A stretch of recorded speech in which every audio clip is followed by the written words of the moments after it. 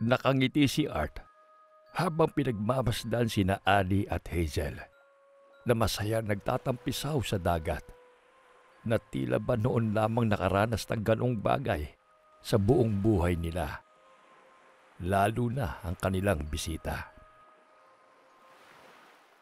Nakapagtatakang nahikayat ng dalaga si Annie na lumusong sa tubig, samantalang sa tagal nila sa Maynila, ni minsan ay hindi nila ito nakumbinsing sumama sa kanila ni Odin na mag-swimming. Kapansin-pansin din ang pagiging maasikaso nito kay Hazel. Araw-araw ay nagluluto ang babae ng masasarap na putahe na gustong-gusto naman ng kanilang bisita. Tila ba hindi man lang napapagod si Annie sa pag-aasikaso sa dalaga? Hindi kaya may kakayahan siyang manghipnotismo?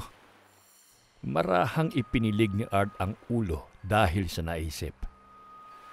Nakatitiyak siyang hindi katulad si Hazel ng malupit nitong ina. Habang tinititigan niya ang dalaga mula sa malayo, ay nagbalik sa kanyang gunita ang mga naganap 1 linggo nang nakararaan. Nagpasa siyang muling bumalik sa pusod ng gubat. Nagbaka sakaling naroon pa ang kubo ng aswang. Balak niyang iligtas ang hindi malimutang dalagita na palaging gumugulo sa isipan niya at palaging laman ng kanyang mga panaginip. Ngunit sa hindi inaasahang pagkakataon, sa bukana pa lamang ng gubat, ay may natagpuan siyang isang walang malay tao na dalaga. Hindi na nag-aksaya pa ng panahon si Art. Agad niyang dinaluhan ang dalaga at nang hindi pa rin ito magising, binuhat niya ito at iniuwi sa kanilang ancestral house. Tinulungan naman siya ni Annie sa pag-aalaga sa dalaga. Ang babae rin ang gumamot sa mga sugat ng kanilang bisita. Inakala ng binata noong una na marahil hindi sinasadyang naligaw lamang ang dalaga sa gubat at nagtangkang takasan ang kung sino mang kinatatakutan nito. Nabuhay muli ang pag-asa sa puso niya nang maisip na baka nakarating din ito sa misteryosong kubo, kagaya niya noon, at nakita ito ng malupit na aswang. Kung ganun nga ang nangyari, nangangahulugan lamang na naroon pa nga sa pusod ng gubat ang kanyang hinahanap. Ngunit nang magmulat ng mata ang dalaga at nagtama ang mga paningin nila, natulala si Art. Hinding-hindi niya kailanman malilimutan ang mga matang iyon. Ang mga mata nitong may 2 kulay. Hindi halos makapaniwala ang binata na ang dalagang iniuwi niya at ang babaeng hinahanap niya ay iisa. Lihim na nagdiwang ang kanyang puso dahil pagkalipas ng mahabang panahon, muli na naman niyang nasilayan ang maladiwata nitong kagandahan. At ang mas lalo niyang ikinagalak ay dahil tila ba sadya silang pinaglalapit ng tadhana. Nakikita ko sa iyong sarili ko, anak, nung mga panahong nililigawan ko pa lamang ang iyong ina. Ganyan-ganyan rin kung titigan ko siya. Para sa akin, siya na ang pinakamaganda sa lahat. Yun nga lamang, maaga siyang kinuha sa atin. Nagulat si Art nang biglang magsalita ang ama na hindi niya namalayang nakalapit na pala sa kanya sa sobrang lalim ng iniisip niya. Pero may maganda namang naging kapalit ang iyong mama, si Annie. Napansin kong kakaibang sigla niya mula nang dumating si Hazel sa bahay. Napansin mo rin pala yun, Papa. Kung hindi ko nga lang alam ang totoong pagkatao ni Hazel, iisipin ko mag-ina sila eh. Napakalaki ng pagkakahawig nila, Papa. Pati sa boses at kilos. Mga mata lamang ang tanging magkaiba sa kanilang dalawa. Biglang sumeryoso si Odin pagkarinig sa mga tinura ng anak. at tila ba napaisip ng malalim. Pagkatapos ay matiim na pinagmasdan nito sina Annie at Hazel, na tila ba hindi pa rin kapwa nakakaramdam ng kapaguran. Maging ang mainit na tama ng araw sa kanilang mga balat ay tila ba hindi rin alintana ng dalawang babae. Ang totoo, Art, napansin ko rin agad ang malaki nilang pagkakahawig nung unang beses ko palang makita si Hazel. At malakas ang kutob kong may dahilan kung bakit nag-cross ang mga landas ninyong dalawa. Anong ibig mo sabihin, Papa?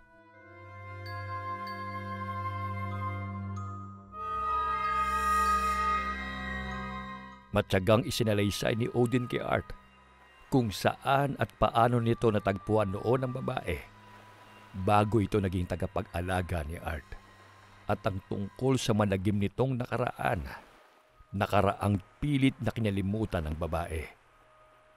Ngunit tila ba multong patuloy itong sinusundan saan man ito magtungo.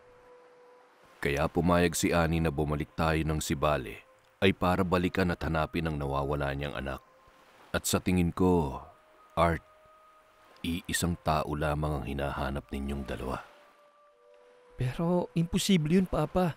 Dahil si Hazel, kilala ko ang kanyang ina. Si Hazel ay anak ng isang aswang. Ha? Aswang? Hindi na nakasagot pa ang dalawa dahil muntik nang bumagsak sa buhangin si Annie. Labis itong namutla dahil sa mga narinig mula sa mag-ama. Mabuti na lamang at naagapan ito ni Odin. Si Hazel naman na noon ay nasa likuran lamang pala ni Annie ay nanlalaki ang mga mata habang nakatingin kay Art. Paano mo nalaman ang tungkol kay ina?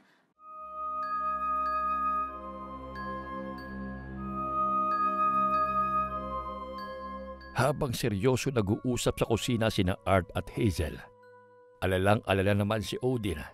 Sa noon ay namumutla pa rin si Annie. Ayaw niyang biglain si Hazel, kaya ang asawa na muna ang kinausap niya tungkol sa kanyang natuklasan. Hilam sa luha ang mga mata ni Annie matapos ipagtapat dito ni Odin ang tungkol kay Hazel. Hindi makapaniwala ang babae, ngunit hindi rin siya nagduda. Noong unang beses niya pa lamang nakita ang dalaga, nakaramdam na kagad siya ng tinatawag na lukso ng dugo. Magaan ang loob niya kay Hazel. May mga pagkakataon pa nga na gustong-gusto niya itong yakapin sa di niya malamang dahilan. Ngunit pinigilan ni Annie ang kanyang sarili. Nag-alala siyang baka matakot bigla si Hazel kapag ginawa niya ang bagay na yon. Napakalit ng mundo, Odin.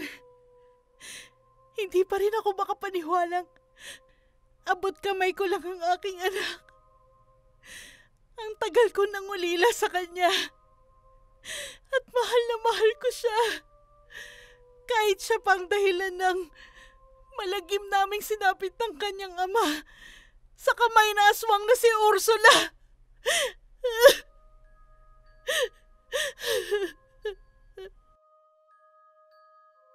Pagkatapos patayin ni Ursula si Ruel, iniuwi nito si Annie sa kubo nito sa pusod ng gubat at inalagaan habang hinihintay ang araw ng kanyang panganganak.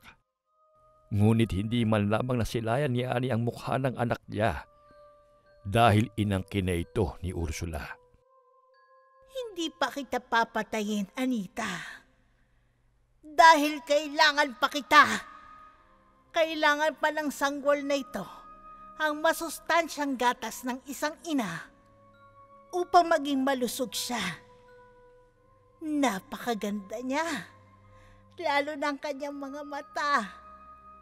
Perpekto upang maging susunod na reyna ng Dos Hermanas. Siya ang magiging susi upang magpatuloy ang aming lahi. Hayop ka! Ibalik mo sa akin ang anak ko! Huwag mo siyang gawin kagaya mo na isang kampo ng dyablo! Parang awa mo na, Ursula! Ibalik mo sa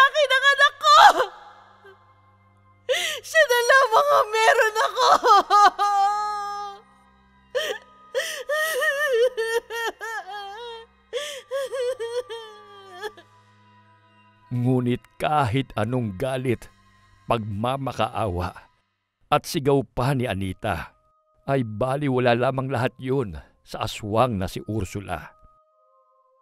Patuloy lamang ito sa malakas na paghalakhak na tila ba nababaliw.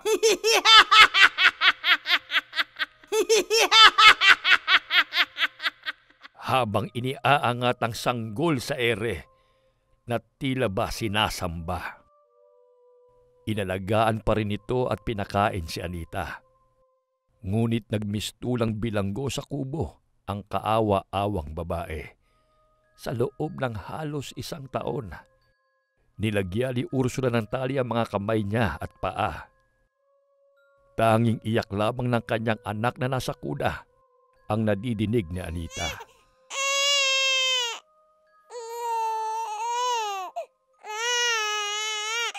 Hindi siya binigyan ng pagkakataon ni Ursula na masilayan ang mukha ng anak niya o kahit makarga yun, kahit 1 beses man lamang.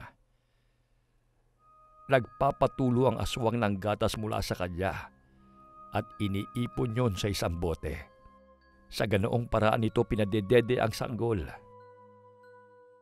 Halos takasan ng katinuan at pag-asa si Anita. Ngunit pinilit niya pa rin magpakatatag para sa anak niya. Hanggang sa sumapit ang araw na handa na siyang patayin ni Ursula. Tanggap na niya ang kanyang kapalaran. Ngunit sa isip ay tahimik na umuusal pa rin siya ng isang panalangin na kung sakaling hanggang doon na lamang talaga ang kanyang buhay, sana ay maligtas pa rin ang kanyang pinakamamahal na anak sa kamay ng mga aswang. Kinakalagan siya nito ng tali sa kabay nang biglang may naulinigan si Anita na tila ba malalaking ibon na bumagsak sa bakuran ng kubo. Dali-daling lumabas si Ursula at baya-baya pa ay may narinig siyang tila papalayong pagaspas ng mga pakpak. Nagtaka si Anita. Nang makalipas ang halos 2 oras, ay hindi pa rin bumabalik si Ursula sa loob ng bahay. Pinakinggan niyang mabuti ang paligid at nang matihak na wala roon ang aswang, kahit kinakabahan, ay kinalag niya ang pisi na nakatali sa kanyang mga paa. Hindi niya alintanang nadaramang pangamba na baka biglang sumulpot sa may pintuan si Ursula. Ang tanging mahalaga lamang kay Anita ng mga oras na yon ay ang makatakas silang mag-ina mula sa malaimpyernong lugar na kanilang kinaroroonan. Ngunit sa kanyang panggigilalas, wala sa kuna ang anak niya. Hinanap niya ito sa buong kabahayan, ngunit hindi niya ito matagpuan. Umiiyak na napalod sa sahig na kawayan si Anita sa labis na panlulubo.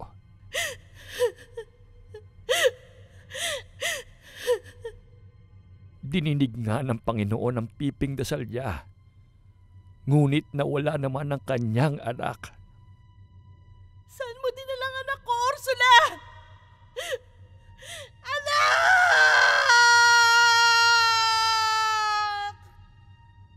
Makalipas ang mahabang sandali ng pagtangis, ay nagpasya si Anita na lisanin na lamang ang lugar kahit hindi kasama ang kanyang anak, habang wala pa si Ursula. Patawarin mo ako, anak. Pero kailangan ko iligtas ang sarili ko. Kailangan ko mabuhay para mailigtas kita mula sa kamay ng mga aswang. Pangako, babalikan kita, anak ko. Babawiin kita kay Ursula. Ano man ang mangyari.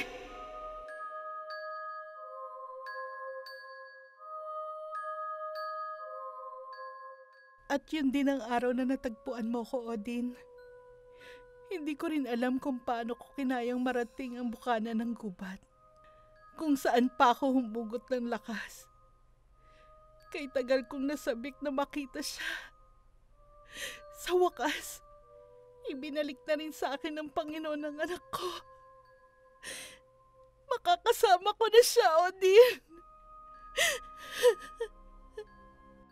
Oo, Annie. Masaya akong nahanap na natin siya. Kaya lang, hindi natin pwedeng biglain si Hazel. Napakahirap na mga pinagdaanan niya sa poder ni Ursula at hindi tayo nakasisiguro kung kagaya pa rin ba natin siya o isa na siya sa kanila. Kahit ano pa siya, Odin, buong puso ko pa rin siyang tatanggapin.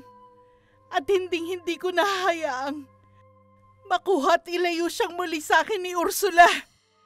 Sigurado kong hinahanap na nila si Hazel, Annie. Kailangan na nating bumalik na Maynila sa lalong madaling panahon. Totoo po ba na kayo ang tunay kong ina? Kapwa natigilan sina Odin at Annie nang biglang lumapit sa kanila si Hazel. Sa likuran ng dalaga ay nakasunod naman si Art na seryosong-seryoso ang mukha. Sunod-sunod na tango ang tanging naisagot ni Annie sa dalaga at nang kapwa hindi na makapagpigil pa ang dalawa sa matinding emosyong nadarama ng mga sandaling iyon, ay halos sabay pa nilang sinugod ng yakap ang isa't isa at sabay na humagulgol ng iyak.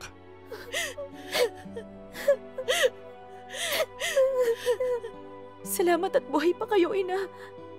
Ang sabi ni Alaric, patay na kayo ni Ama. Pinilit kong mabuhay para sa iyo, anak. Patawarin mo kami ng iyong ama. Patawarin mo ko kung hindi kita naprotektahan laban sa kasamaan ni Ursula.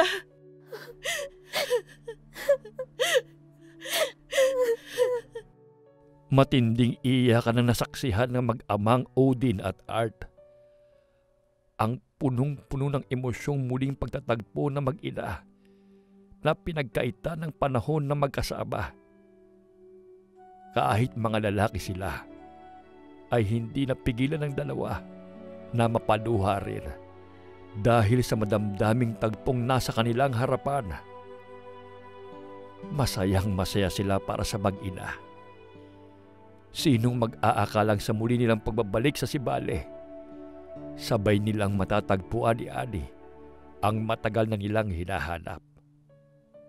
Sa wakas ay nakuha na rin nila ang mga kasagutan sa mga katanungan sa kanilang mga isipan.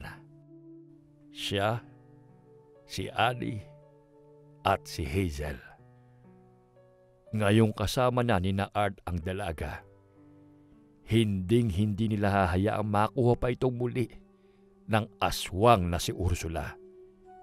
Ipinagtapat na rin niya rito na siya ang binatilyong naligaw noon sa kubo at bumalik siya para hanapin ito at iligtas. Katulad ni Annie, handa si Art na gawin ang lahat, maprotektahan lamang niya si Hazel. At aaminin niya na rin sa dalaga ang damdamin niya para rito pagbalik nila ng Maynila. Pagkatapos ng mahabang yakapan at iyakan, pautal-utal na isinalaysay ni Hazel ang mga nangyari sa kanya sa piling ni Ursula. Ang mga lungkot, hirap, pasakit at kalupitan ng aswang na sumira sa kanilang pamilya at kung paano niya natuklasan na hindi pala si Ursula ang tunay niyang ina. Awang-awa ang tatlo sa dalaga habang nagkukwento ito. Si Annie naman ay halos sisihin ang sarili sa mga dinanas ng anak. Wala po kayong kasalanan, ina. Lahat tayo ay biktima lamang ng kasakiman at kasamaan ni Ursula. At natitiyak kong hindi sila titigil hanggat hindi nila ako nahanap. Sa susunod na kabilugan ng buwan, nakatakda na akong ikasal sa anak ng pinuno ng mga aswang. Hindi ako papayag na matuloy ang kasalang yan, Hazel. Ang galit na sigaw bigla ni Art na ikinagulat ng tatlo. Si Annie ay malakas na napasinghap dahil sa isiniwalat ng anak. Si Hazel naman ay nagtatanong ang mga matang kinababakasan din ng takot habang nakatingin sa binata na noon ay mahigpit na nakakuyom ang mga palad. Ngunit mas lalong tumindi ang tensyon sa paligid nang biglang umalulong si Blackie, na noon ay nasa terasa. Nagkatinginan ng makahulugan sina Odin at Art. Si Annie naman ay agad sinalakay ng kaba ang dibdib. Hindi maganda ang kutob niya ng mga sandaling yun. Maya-maya pa ay naramdaman ni Annie ang panlalamig ng mga palad ng anak na parehas niyang hawak. Tumuon ang paningin nilang lahat sa may terasa habang palakas ng palakas ang pag-alulong ni Blackie. Biglang lumakas at lumamig ang hangin na tila ba may bagyong paparating. At sa isang iglap ay biglang bumulusok sa terasa ng ancestral house ni na Art ang isang malaking itim na ibon. Bago tuluyang bumagsak mula sa ere ang ibon, ay nagpalit anyo ito bilang isang guwapo at makisig na binata. Alaric? Nasa terasa sina Hazel at Alaric, habang kapwa nakatingin sa maliwanag na kalangitan, sa mga hindi mabilang na bituin at mahiwagang buwan. Noong una ay ayaw pa sanang pumayag ni Art na mag-usap ng sarili na ng dalawa. Bukod sa wala itong tiwala kay Alaric, nanibughuri ng binata nang makita ang itsura ng nakatakdang pakasalan ni Hazel. Makisig ito at napakagwapong aswang. Ngunit sa huli, nang masiguro mag-isang nagtungo roon si Alaric, ay nakumbinsi rin ni na Odin at Annie si Art na hayaan na muna makapag-usap ang dalawa. Marahil ay naramdaman din ng mga ito na iba si Alaric kay Ursula at sa iba pa nitong mga kalahi.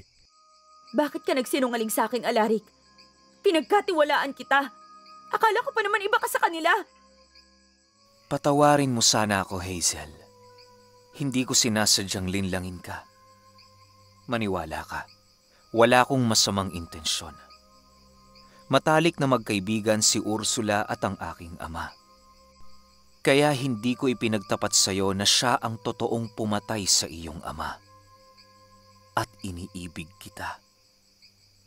Nakatatak na sa isipan ko na ikaw ang aking magiging kabiyak. Ang magiging katuwang ko hanggang sa susunod pang mga henerasyon upang pamunuan ang lahi at ang Dos Hermanas. Kaya inilihim ko rin sa iyo na buhay pa ang tunay mong ina. Kung gano'n ay sakim ka rin nga at sariling kapakanan lamang ang iniisip, Alaric. Aaminin kong hindi ka mahirap mahalin. Pero labag sa loob ko na maging isa sa inyo. Hindi ko kayang manakit ng mga tao at maging reyna ninyo. Dahil wala akong ibang nais sa mga sandaling to kundi makasama ang tunay kong ina. Oo, natagpuan ko na siya. Kaya kahit gamitan mo pa ako ng puwersa, hindi ako sasama sa'yo pabalik ng Dos Hermanas. Hindi nakaligtas kay Hazel ang pagdaan ng sakit sa mga mata ng kaharap. Maging siya ay labis ding nasasaktan ng mga sandaling yun. Naging mabuti sa kanya si Alaric. Ngunit ayaw niyang paasahin ito. Mahal niya ang binata. Ngunit nakikita niya lamang ito bilang kapatid at kaibigan. Dahil matagal nang may nakabihag sa puso niya. Saglit na namayani ang katahimikan. Batid ni Alaric na nasa malapit lamang si Art at nakikinig sa kanilang pinag-uusapan. Nakatitiyak din siya na ito ang karibal niya sa puso ng dalaga. Mapait siyang ngumiti kapag daka. Walang kaalam-alam si Hazel na matagal na niya itong sinusubaybayan. Simula pa noong sanggol pa lamang ito. Nilinlang niya pa noon si Ursula. Maprotektahan lamang ang ina ng dalaga. Tiniyak rin niyang hindi masusundan si Hazel ng sino man sa mga espiya ng kanyang ama noong araw na tinakasan nito si Ursula. Hanggang sa makita ito ni Art sa bukana ng gubat. Ilang dekada na rin siya naghihintay na magkaroon ng magiging katuwang sa pamumuno. Sa sandaling italaga na siya ni Rodolfo bilang bagong pinuno ng Dos Hermanas. Hindi niya rin inaasahang mahuhulog ang loob niya sa anak-anakan ni Ursula.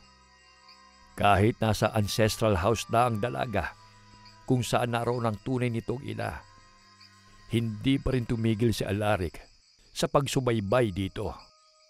Ngunit palihim lamang iyon dahil kailangan niya ring mag-ingat upang hindi siya masundan ng mga kalahi niya, lalong-lalo na ni Ursula. Kung mas una mo ba akong nakilala, ako ang pipiliin mo? Hindi naman kita pipilitin na maging kauri ko. Kung talagang ayaw mo, kahit kasal na tayo, Hazel. Natigilan si Hazel sa tinuran ng binatang aswang. Nais niyang tanungin ito kung paano nito nalaman na may nakilala na siyang iba bago pa sila magkita. Ngunit mas pinili na lamang niyang itikom ang bibig.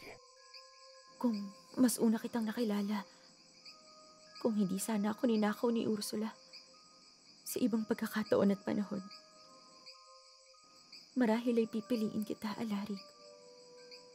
Hindi magiging hadlang ang pagiging aswang mo dahil mabuti ang iyong kalooban. Kaya lamang ay matagal na niyang pag-aari ang puso ko. Siya ang nagligtas sa akin mula sa kamay ni Ursula.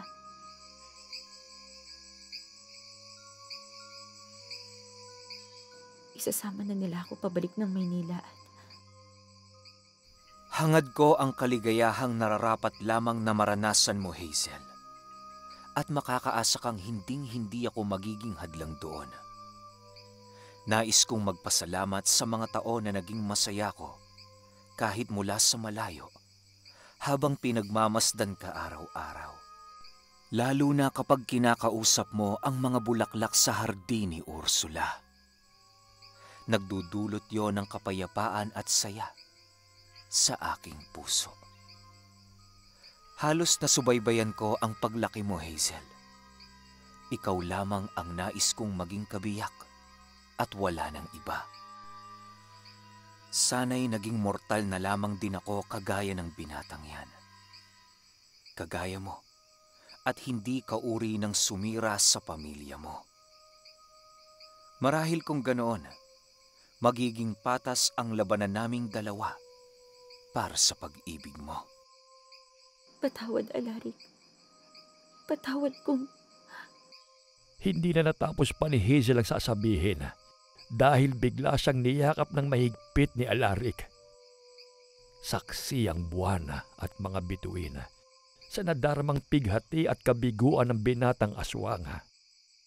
Ginantihan rin ang yakap ni Hazel ang binata dahil pakiramdam niya ay hindi na niya ito muling makikita pa.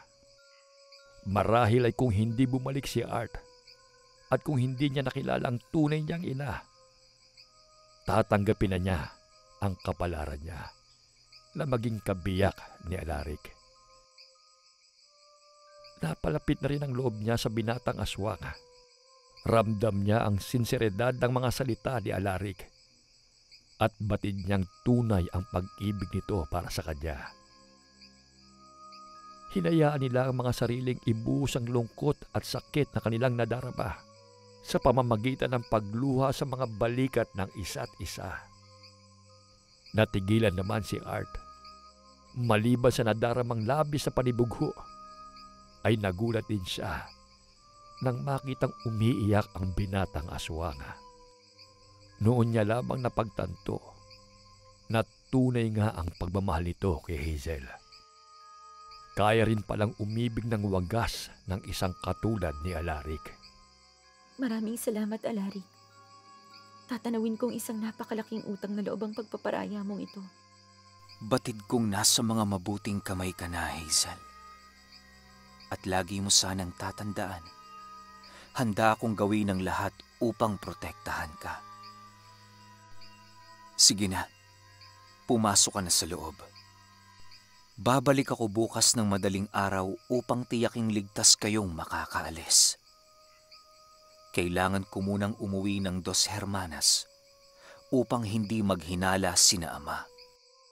Bago tuluyang umalis, ay binalingan muna ni Alaric si Art. Huwag mong pababayaan si Hazel anuman ang mangyari. Makakaasa ka, Alaric. Salamat. Matapos ng ilang saglit na pakikipagtagisa ng tingin kay Art, na tanging silang dalawa lamang ang nagkakaunawaan, muling nag-anyong ibon si Alaric at tuluyan ng nilisan ang ancestral house. Malungkot na sinundan ng tingin ni Hazel ang papalayong ibon. Nadurog din ang puso niya sa ginawang pagtanggi sa pag-ibig ng binatang aswang. Maya-maya pa ay naramdaman niya ang masuyong paghawak ni Art sa palad niya. Malungkot ng ngiti ang ibinigay niya sa binata. Hindi tumugon si Art. Marahang pinisil lamang nito ang palad ni Hazel bilang senyales ng pakikisimpatiya sa nararamdaman niyang kalungkutan ng dalaga. Kapwa man hindi magsalita, batid nilang dalawa na nagkakaunawaan ang kanilang mga puso. Itutuloy. Alright. Shout out kay Crystal May Belien. Crystal, thank you. Kay Jonathan Relon ng Tagum City. Thank you, Jonathan. Kay Glenda Capasio. Glenda, thank you. Kay MG from Kuala Lumpur, Malaysia. MG, thank you.